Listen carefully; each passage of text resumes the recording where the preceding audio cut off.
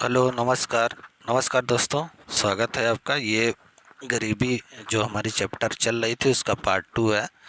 अंतर्राष्ट्रीय निर्धनता रेखा के बारे में बात करेंगे। इंडिया में तो गरीबी रेखा की बात जो थी वो आपने सुना ही, कैलोरी पे आधारित थी कि ग्रामीण प्रति व्यक्ति प्रतिदिन कितनी कैलोरी खपत करेगा और एक शहरी जो है प्रतिदिन कितना कैलोरी जो है खपत करता है, तो उसे गरीबी रेखा के ऊपर माना जाता है। लेकिन अंतर्राष्ट्रीय निर्धनता रेखा की बात करें तो विश्व बैंक के अनुसार जो है कि कोई व्यक्ति एक दिन में $2.5 प्रतिदिन से कम खर्च करता है तो वह गरीब है। और वही एशियाई विकास बैंक, जिसको एडीबी कहते हैं, उसने कहा कि $1.5 $1.1 प्रति व्यक्ति प्रतिदिन अगर कोई व्यक्ति इससे कम खर्च करता है तो उसे गरीब माना जाएगा। ठीक है। गरीबी की परिभाषा विश्व बैंक और एशियाई विकास बैंक ने भी दिया। एक मैकेंजी महोदय थे जिन्होंने गरीबी रेखा को सशक्तिकरण रेखा पर आधारित या निर्धारित करने का प्रयास किया। हालांकि विश्व बैंक ने गरीबी की बहुआयामी प्रकृति का खूब प्रचार प्रसार भी किया और 2010 में Oxford poverty human development initial के साथ सहयोग करके एक बहुआयामी निर्धनता सूचकांक का निर्माण किया। बहुआयामी निर्धनता सूचकांक का निर्माण विश्व बैंक ने Oxford poverty human development initial के साथ मिलकर 2010 में तैयार किया। ठीक है। तो विश्व बैंक के अनुसार की ये परिभाषा थी कि कोई व्यक्ति जो बच्चों एक दिन में दो दो 2.15 अंतर्राष्ट्रीय डॉलर प्रतिदिन से कम पर जीवन यापन कर रहा है तो उस व्यक्ति को अत्यंत गरीब के रूप में अत्यंत गरीब के रूप में जो है कि परिभाषित किया जाएगा। इसके अंतर्गत उसने महंगाई, मुद्रास्फीति का मतलब महंगाई के साथ साथ विभिन्न देशों के मध्य मूल्य अंतरों को भी समायोजित किया गया है। ठीक है। एशियाई विकास बैंक ने 1.51 प्रति व्यक्ति प्रतिदिन की बात कही थी। मैकेंजी की हमने बात की थी ऊपर। मैकेंजी द्वारा जारी की गई एक रिपोर्ट में इसमें उन्होंने ये कहा कि भारत में गरीबी का स्तर 56% बताया तथा इस संगठन ने इस संदर्भ में सशक्तिकरण की संकल्पना का प्रयोग किया। सशक्तिकरण होता क्या है? सशक्तिकरण रेखा दिया। अभी तक हमने गरीबी रेखा की बात कर रहे थे हम। गरीबी रेखा के बहुत सारे, चाहे आप तेंदुलकर समिति, चाहे रंगराजन समिति, ठीक है, सभी लोगों ने गरीबी रेखा की बात की। ऊपर पहले आज़ादी से पहले जो है वो भी गरीबी रेखा के बारे में दादा भाई नौरोजी वाली बात बताई। फिर जो है कि सुभाष चंद्र बोस की अगुवाई में जो जवाहरलाल नेहरू ने जो है एक समिति बनाई थी, वो भी उन्होंने भी हम जो है गरीबी रेखा की बात की कि कितने रुपए होने चाहिए। लेकिन मैकेंजी ने सशक्तिकरण रेखा की बात की। मैकेंजी एमजीआई द्वारा भारत में गरीबी वास्तविक स्तर पर पता लगाने के लिए इन्होंने नई अवधारणा का प्रयोग किया जिसे सशक्तिकरण रेखा के नाम से संबोधित किया गया। यह रेखा भारत सरकार की गरीबी से काफ़ी ऊंची रखी गई थी। समझ रहे? सशक्तिकरण रेखा निर्धारित करते समय एमजीआई का मूल स्वभाव यह रहा होगा कि लोगों को 3 बातों पर सदैव ध्यान देना चाहिए। आर्थिक सुरक्षा होनी चाहिए, अवसर होने चाहिए, सम्मान होने चाहिए। सम्मान का मतलब डिग्निटी। समझ रहे हैं? ये 3 चीज़ें होनी चाहिए। अगर मान लो कोई व्यक्ति के पास बहुत ज़्यादा पैसा है, ठीक है, एक गांव का कोई ए नाम का व्यक्ति है, उसके पास इतना पैसा है कि जिसकी कोई सीमा नहीं, लेकिन उसकी डिग्निटी नहीं है। उसके घर के बुढ़ों बुजुर्गों तक के लोग को जो है कि गांव के समाज के लोग गाली देते हैं, यानी कि उसकी कोई गरिमा नहीं है, गाली देते हैं, उससे जो है कि सामाजिक भेदभाव का व्यवहार करते हैं। तो एक तरह से मान लीजिए कि वो भी गरीबी माना जाएगा। यानी सम्मान होना चाहिए। अपॉर्चुनिटी का मतलब अवसर होना चाहिए। ऐसी बात नहीं है कि मान लो पूरे देश में किसी भी प्रकार के अवसर खुल रहे हों तो उसमें वो भाग ले सके, चाहे नौकरी, चाहे बिजनेस, चाहे किसी भी प्रकार का। आर्थिक सुरक्षा भी उसकी होनी चाहिए, यानी इतना पैसा होना चाहिए कि अपना जीवन यापन कर सके। गरीबी रेखा के नीचे जनसंख्या को गरीबी रेखा के ऊपर उठने के लिए इन्होंने 8 मूलभूत आवश्यकताओं की पूर्ति सुनिश्चित की जानी चाहिए। इन्होंने कहा, मैकेंजी का क्या कहना था कि 8 मूलभूत आवश्यकताएं हैं जिसको आप पूरा करते हैं तब आप समझ लीजिए गरीबी रेखा से ऊपर उठ जाएंगे। आपके पास भोजन होना चाहिए, एनर्जी होनी चाहिए, ऊर्जा, आवास होना चाहिए, एनर्जी का मतलब वही बिजली, पेयजल आपके पास होना चाहिए, सामाजिक सुरक्षा आपके पास होनी चाहिए, स्वच्छता होना चाहिए, हेल्थ केयर होना चाहिए और एजुकेशन होनी चाहिए। ठीक है।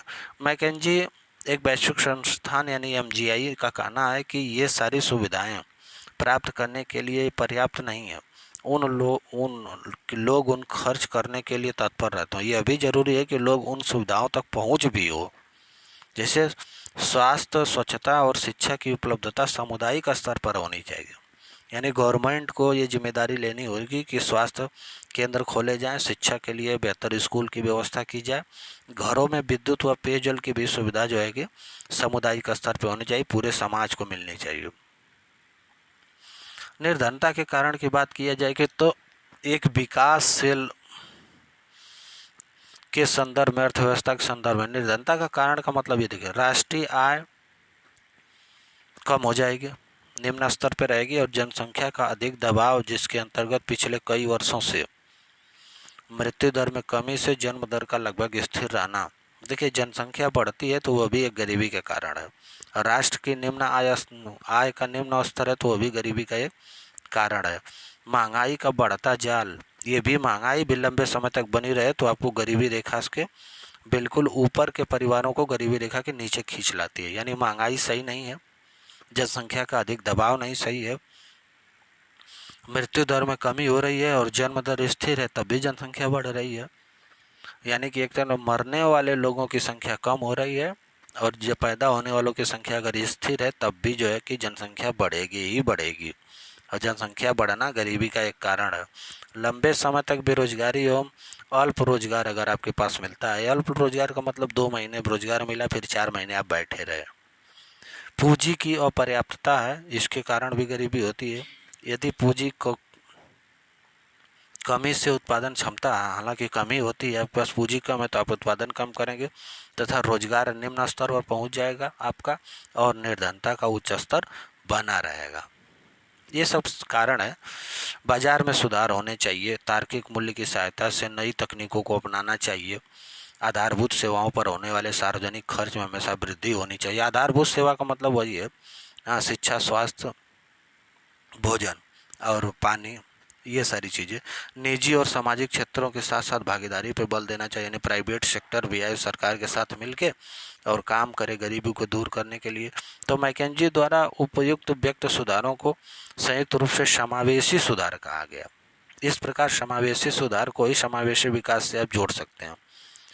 गरीबी की बहुआयामी प्रकृति के बारे में कहा जाता है कि गरीबी विभिन्न प्रकार के कारकों की अंतरक्रिया से उत्पन्न एक जटिल स्थिति है। इसे गरीबी की बहुआयामी स्वरूप कहा जाता है। इसके विचार का व्यापक प्रचार किसने किया? विश्व बैंक ने किया, और उन्होंने 2010 में ऑक्सफोर्ड पॉवर्टी ह्यूमन डेवलपमेंट से मिलकर, OPHI से मिलकर उन्होंने क्या निकाला? बहुआयामी निर्धनता सूचकांक। तो बहुआयामी निर्धनता सूचकांक में आप देख लीजिए क्या है, ये इंपॉर्टेंट है। शिक्षा होने चाहिए, स्वास्थ्य होना चाहिए, जीवन स्तर होना चाहिए। हर साल एग्जाम में पूछता है, चाहे किसी भी लेवल का एग्जाम हो। शिक्षा में आपकी स्कूलिंग 5 वर्ष, उपस्थिति आपकी देखा जाएगा, स्वास्थ्य में बाल मृत्यु दर देखा जाएगा और पोषण की स्थिति देखी जाएगी। यानी बच्चे कितना जो है कि उनके मरने का रेट क्या है, किस लेवल पे जो बच्चा पैदा हो रहे हैं वो मर जा रहे हैं।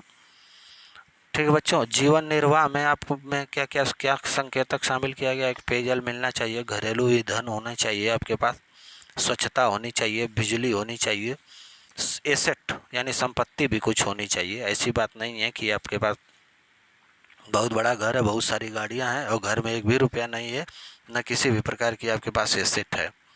एसेट का मतलब आप समझ लीजिए बैंक का जमा या गोल्ड में आपके पास या और भी किसी तरह का एसेट है ही नहीं। और फ्लोर आपके पक्के होने चाहिए, कच्चे फ्लोर पे नहीं, कच्चे फ्लोर पे बहुत सारी बीमारियां आती हैं। तो ये सारी देखिए, ये 2 यहाँ पे देख लीजिए, 1 2 3 4 5 6 7 8 9, एक और कहाँ गया? 10 होने चाहिए। 10 संकेतकों, 10 ये 10 संकेतकों के आधार पर यही बहुआयामी गरीबी सूचकांक निकाला जाता है। शिक्षा, स्वास्थ्य और जीवन स्तर, लिविंग स्टैंडर्ड आप याद रखिएगा, स्कूलिंग 5 वर्ष, अटेंडेंस देखा जाएगा कि कितने दिन आप स्कूल गए हैं, बाल मृत्यु दर ये स्वास्थ्य में, और पोषण देखा जाएगा कि पोषण में क्या है, संतुलित भोजन मिल पा रहे हैं कि नहीं। वंचनाओं का कैसे पता लगाएं? अगर कोई व्यक्ति जो है कि मूलभूत आवश्यकताओं से वंचित है, जिसे गरीब कहते हैं, तो वो वंचित है, तो वंचनाओं का पता कैसे लगाएं? देख ही लीजिए, अगर विद्यालय शिक्षा स्कूलिंग, अगर परिवार का कोई भी सदस्य स्कूली शिक्षा के 5 वर्ष पूरे नहीं कर पाया है तो वह स्कूली शिक्षा से वंचित है। उपस्थिति, परिवार में कोई विद्यालय जाने वाले उम्र, मतलब छोटे बच्चे की उम्र, कोई बच्चा स्कूल नहीं जा रहा है तो वो भी वंचित है शिक्षा से। पोषण में, परिवार में कोई सदस्य अगर कुपोषण से ग्रसित है, कुपोषित अगर कोई बच्चा, तो जान लेना बच्चों की वो जो है पोषण की समस्याओं से जो है कि ग्रसित है या पोषण से वो वंचित रह गया है, उसके यहाँ पोषण की कमी है, जबकि हमारे बहुआयामी में पोषण होने चाहिए। हाँ, और इसके बाद बाल मृत्यु दर, यदि परिवार में किसी बच्चे की मृत्यु हो गई हो तो जान लेना कि उस परिवार में बाल मृत्यु दर है तो वो बहुआयामी गरीबी से जूझ रहा है। विद्युत अगर नहीं पहुंच रहा है तो विद्युत की स्वच्छता, अगर घर में उसके शौचालय नहीं है, एक से अधिक सामूहिक रूप से प्रयोग कर रहे हैं, यानी एक से अधिक परिवार अगर एक ही शौचालय को प्रयोग कर रहे हैं फिर भी उसके यहाँ स्वच्छता और शौचालय की व्यवस्था नहीं है तो वो गरीबी से लड़ रहा है, यानी वो वंचित है, उस व्यक्ति को वंचित कहेंगे। फ्लोर, यदि गंदी धूल गोबर युक्त फर्श अगर आपके पास है तभी आप जो है वंचित माने जाएंगे धरातल से। पेयजल से, पर्याप्त स्वच्छ पेयजल अगर उपलब्ध नहीं है आपके पास, समझ रहे हैं, तो भी आप जो है कि वंचित हैं। या तो 30 मिनट से अधिक दूरी से आप पानी ला रहे हैं, ऐसा जो है कि ज़्यादातर साउथ इंडिया में प्लेटो रीजन में होता है। एमपी वगैरह तमाम छत्तीसगढ़ झारखंड क्षेत्रों में आप देखेंगे कि महिलाएं 1-1 घंटे, 2-2 घंटे, 3-3 घंटे पानी लाने के लिए लड़ रही हैं, यानी उनके पास ड्रिंकिंग वाटर जो है कि 30 मिनट से अधिक की दूरी पे है। घरेलू ईंधन, यदि लकड़ी अथवा चारकोल का प्रयोग आप जो है कि भोजन पकाने में कर रहे हैं तब भी आप क्या हैं, बहुआयामी गरीबी से जूझ रहे हैं। 10वां क्या है कि निम्नलिखित में से कम 2 वस्तुएं नहीं होनी चाहिए, रेडियो, टेलीविज़न, मोटरसाइकिल और रेफ्रिजरेटर। इसमें 2 वस्तुएं आपके पास नहीं होनी चाहिए। अगर ये दोनों है, ये दोनों नहीं है तब भी आप वंचित हैं, गरीब हैं। ये दोनों हैं, ये दोनों नहीं है तब भी आप वंचित और गरीब हैं। यदि कोई भी परिवार उपर्युक्त सूचकांकों में भारित योग में 1/3 भाग से वंचित है तो उसे निर्धन परिवार माना जाएगा। यानी उपर्युक्त जितने भी वस्तुएं थी उसमें 1/3 यानी 33% वस्तुएं उनके पास नहीं है तो उसे निर्धन परिवार माना जाएगा। अब बहुआयामी, वैश्विक बहुआयामी गरीबी सूचकांक 2023 देख लीजिए, हमने बताया। इसमें देख लीजिए संयुक्त राष्ट्र विकास कार्यक्रम यूएनडीपी और Oxford poverty and human development initiative OPCI द्वारा जारी किया गया। ठीक है, हर साल जारी किया जाता है वैश्विक बहुआयामी गरीबी सूचकांक। 110 देशों में 6.1 अरब लोगों में से 1.1 अरब लोग बच्चों बहुआयामी गरीबी से ग्रसित हैं। भारत की लगभग 18.7% आबादी जो है कि संवेदनशील है, रूप से गरीब है, यानी बहुआयामी गरीबी से जो है कि लड़ रही है। तो ये उसका पूरा था डेटा, आप देख लेना। एक बात और है, पुरातन जो सामाजिक संस्थाएं हैं जिनके कारण जो है कि गरीबी होती है, जिसमें जाति प्रथा, जाति आधारित व्यवसाय, परंपरा, संयुक्त परिवार की अवधारणा, उत्तराधिकार के नियम, उत्तराधिकार के नियम भी गरीबी की तरफ धकेलता है। ठीक है, परिवार, संयुक्त परिवार भी गरीबी की तरफ धकेलता है। उसमें कमाने वाला एक व्यक्ति रहेगा, खाने वाले 10 लोग रहेंगे, वो भी जो है कि उत्पादन, एक व्यक्ति कितना उत्पादन करेगा, 10 लोग जब उपभोग करने वाले हैं, तो इसके कारण भी गरीबी आती है। परंपराओं के कारण भी गरीबी आती है। कुछ ऐसे परंपरा नियम है जिसको आप फॉलो करने के चक्कर में तार्किक ढंग से, वैज्ञानिक ढंग से जो है कि आप पैसे नहीं कमा पाते हैं, उसकी वजह से गरीब हैं। परंपराएं, जैसे मुसलमानों में देख लो, मुसलमान बैंकिंग क्षेत्र में नौकरी नहीं करने जाते हैं क्योंकि उनके धर्म के खिलाफ है, तो वो धर्म और परंपराएं उनको जकड़ी हुई है। जाति आधारित व्यवसाय भी लोग करते हैं, इस कारण जाति आधार कर, लुहार है तो लोहे का काम कर रहा है, सपोज दैट।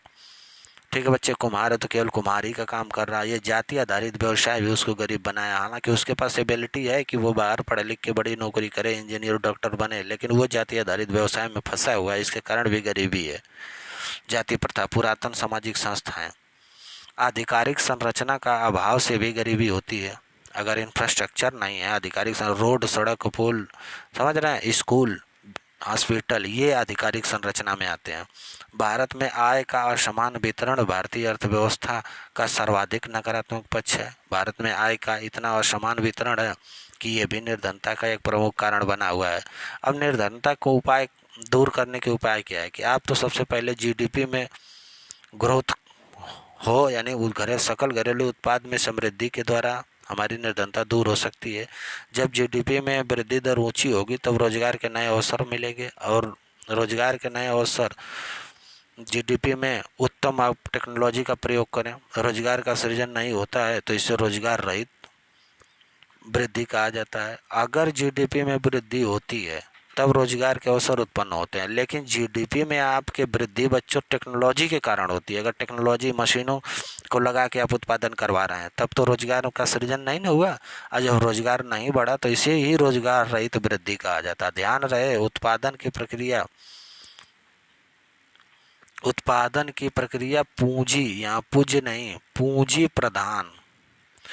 प्रधान तकनीकी के स्थान पे श्रम प्रदान होनी चाहिए। यानी ये नहीं कि आपने पूंजी लगाया, मशीन खरीदी, मशीन के थ्रू आप जो है कि धान की कटाई करवा रहे हैं, समझ रहे हो, गेहूं की कटाई करवा रहे हैं, तो ये पूंजी प्रधान तकनीक हो गई। आज इसके स्थान पे श्रम प्रधान तकनीक करना होगा, तब लोगों को ज़्यादा रोजगार मिलेगा। यानी हाथ से कटाई हो तो ज़्यादा से ज़्यादा रोजगार। तो पूंजी प्रधान तकनीकों के स्थान पे श्रम प्रधान तकनीक का प्रयोग किया जाना चाहिए। साथ ही राजकोषीय उपाय के माध्यम से धनी व्यक्ति को ज़्यादा टैक्स लगाया जाए, गरीबों द्वारा खरीदी जाने वाली वस्तुओं पर सब्सिडी यानी छूट दिया जाए। सब्सिडी किसे कहते हैं बच्चों? सब्सिडी मतलब ये है, मान लो कि मार्केट रेट पे, बाजार मूल्य पे मान लो यूरिया खाद का दाम 500 है, लेकिन सरकार आपको कितने में दे रही है? 300 में। तो ये 200 रुपये की आपको क्या दे दी? सब्सिडी दे दी। यानी कि बाजार मूल्य से कम रेट पर दिया जाने वाला कोई भी सामान वो सब्सिडी कहलाता है। कानूनी उपाय के अंतर्गत आप न्यूनतम मजदूरी अधिनियम यानी कानून बना दीजिए ताकि अच्छा जीवन स्तर जी पाए। जैसे दिल्ली में न्यूनतम मजदूरी जो है 700 से 800 रुपया कर दिए हैं केजरीवाल जी।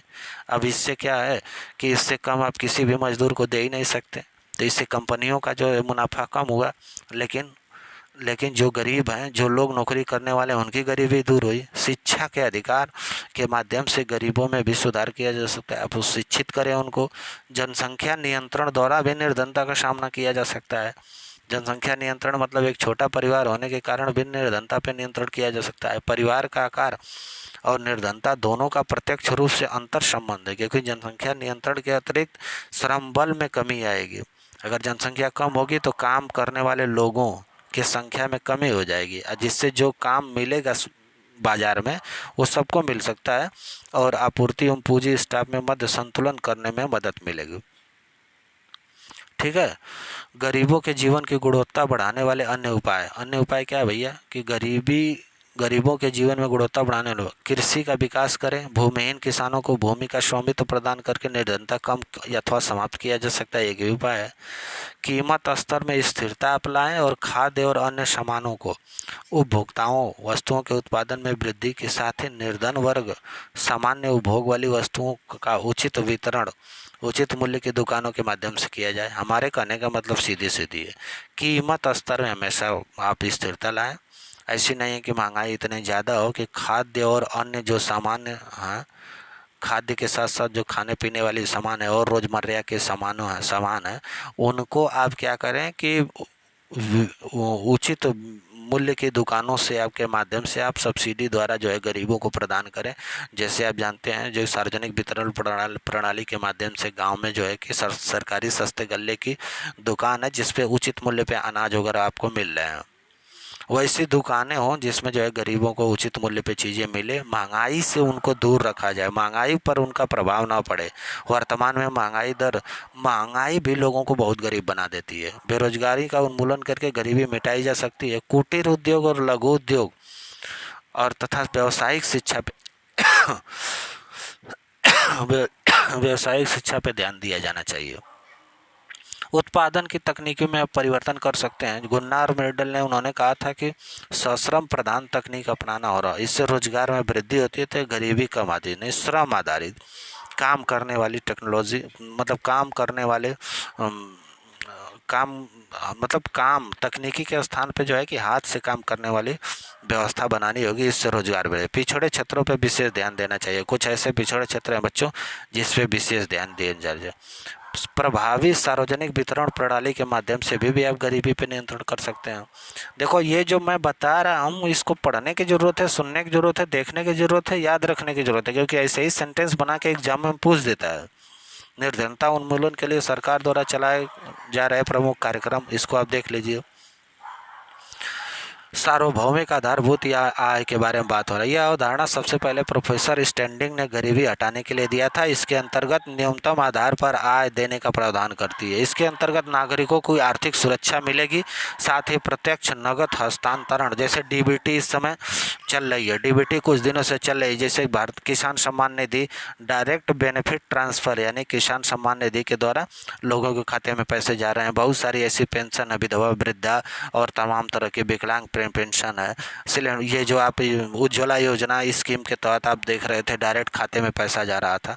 इससे जो है कि क्या है कि एफिशिएंसी बढ़ेगी, राजकोषीय घाटा में कमी आएगी और सरकार के बजट में भी संतुलन बना रहेगा। तो नगद हस्तांतरण से गरीबों को जो है आप मदद कर सकते हैं। स्वर्ण जयंती ग्राम स्वरोजगार योजना 1999 में शुरू हुआ यह कार्यक्रम था। ये सभी योजनाओं को शामिल करके समन्वित ग्रामीण विकास कार्यक्रम तथा ग्रामीण युवाओं का प्रशिक्षण कार्यक्रम। इस योजना के अंतर्गत आत्मनिर्भर समूह यानी सेल्फ हेल्प ग्रुप के आधार पर संगठन किया जाना था। 11-12 में से राष्ट्रीय ग्रामीण आजीविका मिशन में पुनर्योजित कर दिया गया। स्वर्ण जयंती ग्राम स्वरोजगार योजना 1999 में ये कार्यक्रम का मुख्य उद्देश्य था कि ग्रामीण विकास कार्यक्रम यानी ग्रामीण का विकास करना। ग्रामीणों के विकास में शिक्षा, स्वास्थ्य, भोजन, जीवन स्तर, ये सारी चीज़ें आती हैं। स्वास्थ्य आता है, जल आता है, ये सारी चीज़ें। राष्ट्रीय ग्रामीण आजीविका मिशन 2012-13 में 150 जिलों में लागू की गई। संपूर्ण ग्रामीण रोजगार योजना, इसका उद्देश्य था बच्चों ने कि 100 करोड़ मानव दिवसों का निर्माण करना। इसको मनरेगा में विलय कर दिया गया इस कार्यक्रम को। आज मनरेगा को आप जानते हैं, एक बहुत बड़ा रोजगार गारंटी योजना है, भारत की पहली रोजगार गारंटी योजना है। स्वर्ण जयंती शहरी रोजगार योजना में, शहरी रोजगार योजना में यह 1 दिसंबर 1997 में शुरू हुई। इसका उद्देश्य था कि शहरों के बेरोजगारों की बेरोजगारी दूर करने के लिए। नेहरू रोजगार योजना, प्रधानमंत्री शहरी निर्धनता उन्मूलन कार्यक्रम, ये सारी चीज़ें थी। इस योजना में ये था कि 75% खर्च केंद्र सरकार करेगी, 25% राज्यों के ऊपर रहेगा। न्यूनतम आवश्यकता कार्यक्रम चलाया गया जिससे लोगों के जीवन स्तर उठाने की बात की गई।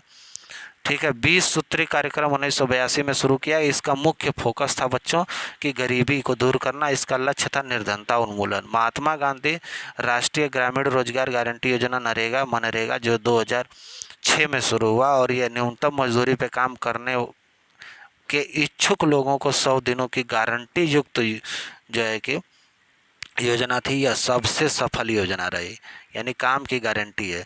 एक योजना है प्रधानमंत्री गरीब कल्याण योजना, आप जानते हैं कोविड-19 महामारी के कारण लॉकडाउन जो हुआ था उसके कारण 1.70 लाख करोड़ के पैकेज के साथ प्रधानमंत्री गरीब कल्याण योजना शुरू की गई। अप्रैल, मई, जून 2020 में इस योजना को शुरुआत किया गया था, याद रखिएगा, और 2022 तक के लिए इसको विस्तारित कर दिया गया। फिर इससे जो है कि 2023 तक बढ़ाया गया। इसमें क्या था कि 80 करोड़ लोगों को प्रति यूनिट यानी एक आदमी, यूनिट का मतलब एक आदमी, 5 किलोग्राम गेहूँ या चावल, दोनों में से कोई एक, प्रति परिवार 1 किलोग्राम चना निःशुल्क वितरण किया जाना था। कोविड-19 से लड़ने वाले प्रत्येक स्वास्थ्यकर्मी को 50 लाख तक की बीमा सुरक्षा भी दिया गया और साथ ही साथ बच्चे महिलाओं के जनधन खाते में 500 रुपये प्रति माह देना शामिल था। और नरेगा के अंतर्गत मजदूरी बच्चों 182 रुपया से बढ़ा के 202 रुपया कर दिया गया। ये पूरी बातें आपको ध्यान रखनी है, ये एग्जाम में पूछे जाते हैं। और पीएम किसान योजना के तहत आप जानते हैं किसान सम्मान निधि, हर साल 6000 यानी हर 4 माह पे 2000 रुपये दिए जाते हैं। तो ये सारी चीज़ें थी गरीब कल्याण योजना। अच्छा, गरीब कल्याण योजना जो है आपकी, आप देख लीजिए, ये प्रवासी मजदूरों के समक्ष उत्पन्न बेरोजगारी की समस्या को दूर करने के लिए बिहार के खगड़िया के तेलिहार ग्राम से किया गया था। 125 दिनों के अभियान के अंतर्गत 50,000 करोड़ रुपया इसमें निवेश किया गया। 6 राज्यों की बात हो गई जिसमें 116 जिलों को चुना गया और 27 आकांक्षी जिले भी शामिल थे। तो ये आप पूरा देख लीजिए, यहाँ गरीबी दूर करने के उपाय बताए गए हैं, प्लस सरकार की जितने भी आयोजन हैं, कार्यक्रम हैं, उनको भी इसमें शामिल किया गया है। समझ रहे हैं? और गरीबी की परिभाषा है, बहुआयामी गरीबी है, विश्व बैंक है, यूएनडीपी है, नीति आयोग है, सारे लोगों को इसमें शामिल किया गया है। इसको ध्यान से आप देखिए। बहुत बहुत धन्यवाद। ये पार्ट 2 था। Thank you.